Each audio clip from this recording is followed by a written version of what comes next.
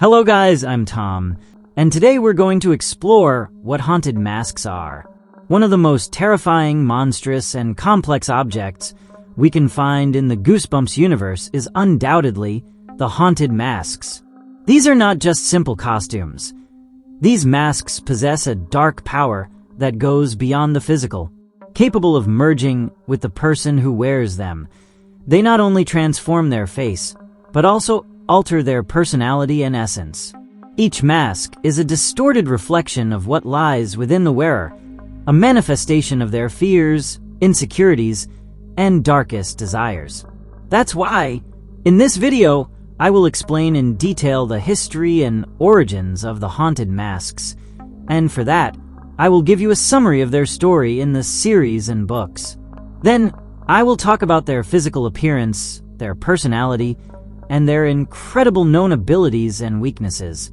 The story of the haunted masks began in 1993 with the publication of The Haunted Mask, written by the famous children's horror author R.L. Stine.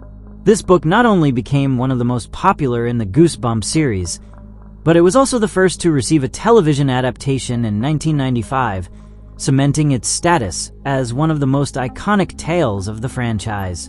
The story, with its blend of horror and suspense, captured the imagination of young readers and left an indelible mark on popular culture.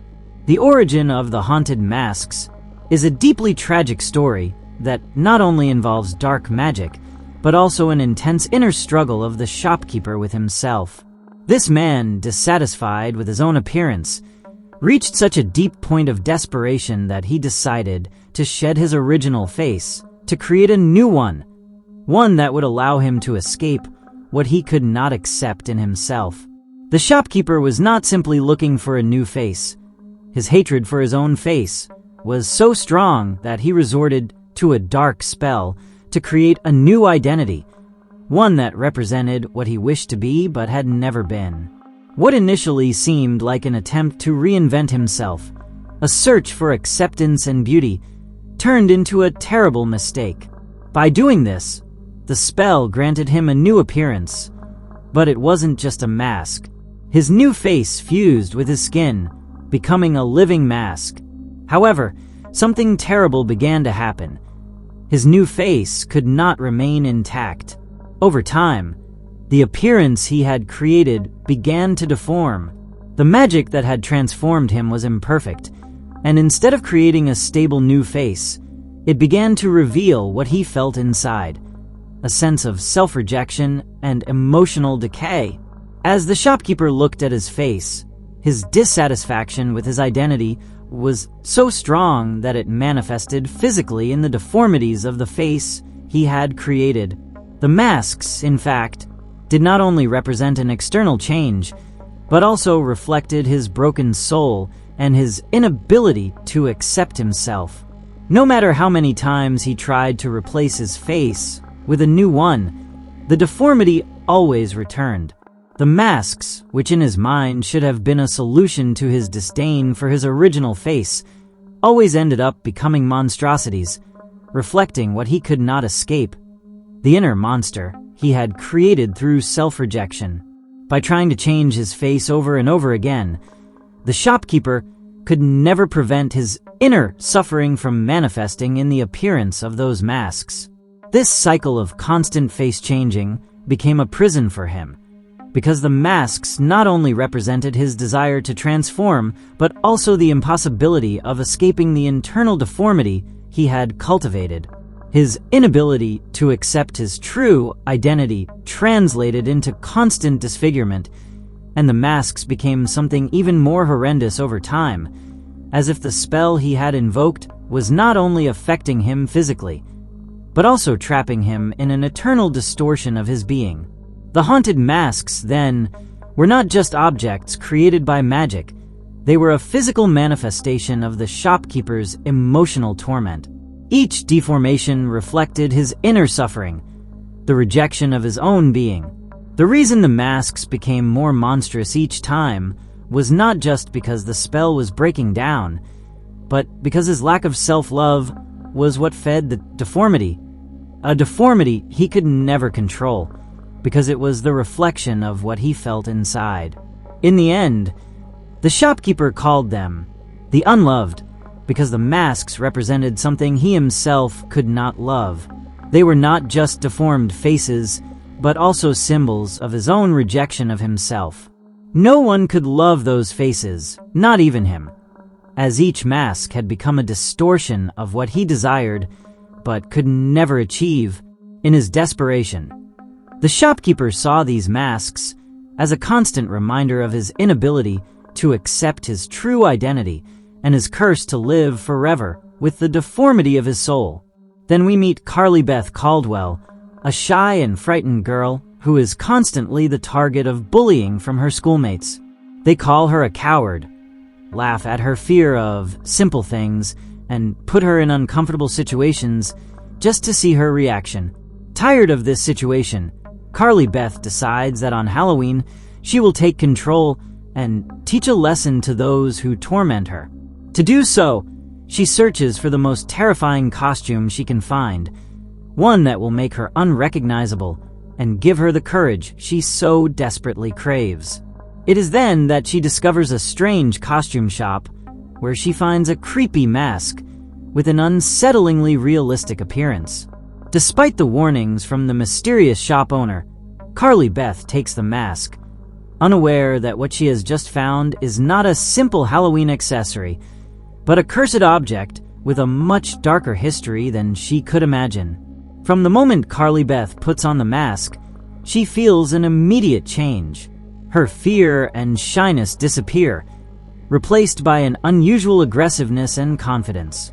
She becomes bolder, more reckless, but also more cruel. As she walks the streets on Halloween night, she frightens her classmates with an intensity she has never shown before, enjoying the power that her new identity gives her. However, the feeling of control soon turns to terror when she discovers that the mask won't come off. No matter how hard she tries to remove it, it seems to have fused with her skin. Her voice changes. Her face no longer belongs to her, and an unknown presence begins to invade her mind. Desperate, she seeks help at the same store where she got the mask, only to discover the terrifying truth. This mask is not made of latex or rubber, but is a real face, a living entity created by the mysterious shop owner, a man known only as the shopkeeper. This character reveals to her that the masks are living beings, and that if Carly Beth does not find a way to break the curse, her real face will disappear forever, allowing the entity of the mask to take its place. The only way to save herself is to find a symbol of true love, something that represents her true essence. In the climax of the story, Carly Beth realizes that the only object that can help her is a plaster mold of her own face, created by her mother with love and care. By using it, the curse is broken, and she can finally remove the mask. But when it seems like everything is over, her younger brother, in a chilling final twist, puts on the mask, making it clear that the curse has not disappeared. Due to the success of the first book, R.L. Stine wrote a sequel titled The Haunted Mask 2 in 1995. In this new installment, the story follows Steve, a friend of Carly Beth, who finds another cursed mask in the same store. However, unlike the first one, this mask has an even more terrifying effect, as it not only changes Steve's personality, but also physically transforms his body into that of a monstrous and aged creature. This book confirms that there is more than one cursed mask, and that each has its own personality and purpose. It also delves deeper into the connection between the shopkeeper and the masks, hinting that these entities may have been created with a dark purpose, beyond mere pranks or haunted costumes. Furthermore, the sequel leaves open the possibility that the masks are just a small part of a larger world of cursed objects within the Goosebumps universe. Over the years, the haunted masks have appeared in several other stories within the Goosebumps universe, solidifying their place as one of the most iconic entities in the series. In Goosebumps Horrorland, a more recent saga by R.L. Stine, The masks reappear as part of a terrifying theme park, suggesting that their influence has grown beyond the original store. In the Goosebumps 2000 series, the book, The Haunted Mask Lives, presents an even more terrifying version of the masks, which seem to have evolved and gained new powers. In the 1995 TV series and the new 2023 adaptation, the masks appear as references or Easter eggs in several episodes, showing their relevance within the expanded Goosebumps universe. These multiple nods and continuations suggest that the haunted masks are part of a greater phenomenon within the Goosebumps world, connected to other cursed artifacts and dark entities. Their legacy remains alive, terrifying new generations of readers and viewers, ensuring that the nightmare never ends. And now that we've covered their story in depth, I want to talk to you about the physical appearance of the haunted masks, what we know about their personality and behavior, and I will explain their incredible abilities and how to survive and defeat these cursed objects. The most prominent mask, the one Carly Beth wears, is a grotesque face with a sinister and malevolent expression. The face is inhuman, with exaggerated features. The eyes appear empty, as if they are staring without seeing, and the mouth is open in a devilish smile, revealing sharp fangs. The texture of the mask has a finish that resembles decomposed skin, giving the sensation that it is corrupted by something dark. Over time, and with use, the mask begins to deform, as if it is merging with the wearer's skin, becoming increasingly grotesque and monstrous. It is this deformity that causes the change in the wearer's psyche, reflecting their own inner darkness. Each mask, although similar in nature, has unique characteristics that depend on the personality and fears of the person wearing it. Some are simpler in design, while others have more macabre details, such as deep wrinkles, sharp teeth, or glowing eyes that seem to come to life. As the wearer merges with the mask, the details become more intense, as if the mask is taking complete control of the person's face, making their appearance more inhuman with each attempt to change their identity. The haunted masks have a unique and terrifying nature, beyond being simple costume items. These masks are evil entities with a much deeper and more disturbing power than any ordinary mask, as they merge with the wearer and change both their physical appearance and psyche. This phenomenon occurs due to the dark magic that permeates each of these masks, which not only aim to cover the face, but to take over the body and soul of the person who wears them. One of the most terrifying characteristics of the haunted masks is that, unlike any normal mask, they are not limited to covering the face. They deeply and permanently adhere to the skin. From the moment someone puts on one of these masks, not only does their external appearance change, but it also merges with their face, as if the mask were another part of their body. In Carly Beth's case, the process is so extreme that she cannot find any line of separation, such as a seam or edge, to remove the mask. The mask becomes part of her. It is attached to her skin in such a way that she cannot get rid of it. This fusion is irreversible if not stopped in time. The mask becomes her face, literally erasing her previous identity and replacing it with the image and character imposed by the mask. The effect is so strong that even her voice changes, becoming more guttural and monstrous. It is not just a physical change. The essence of the person is altered. The mask not only modifies her appearance, but it also becomes a new identity, destroying the original one. This process makes the transformation much more terrible and permanent than it might seem at first. In addition to the physical alteration, the haunted masks profoundly affect the psyche of the wearer. In Carly Beth's case, her transformation is sudden and devastating. The shy and fearful girl she once was disappears, replaced by a cruel, aggressive, and almost inhuman person. This change is not just psychological, but a direct influence of the mask, which seems to have a will of its own. The mask, like a psychological parasite, begins to take control of the wearer's mind, altering their personality. One could say that the masks are not only cursed artifacts, but conscious entities that seek to take over their victims.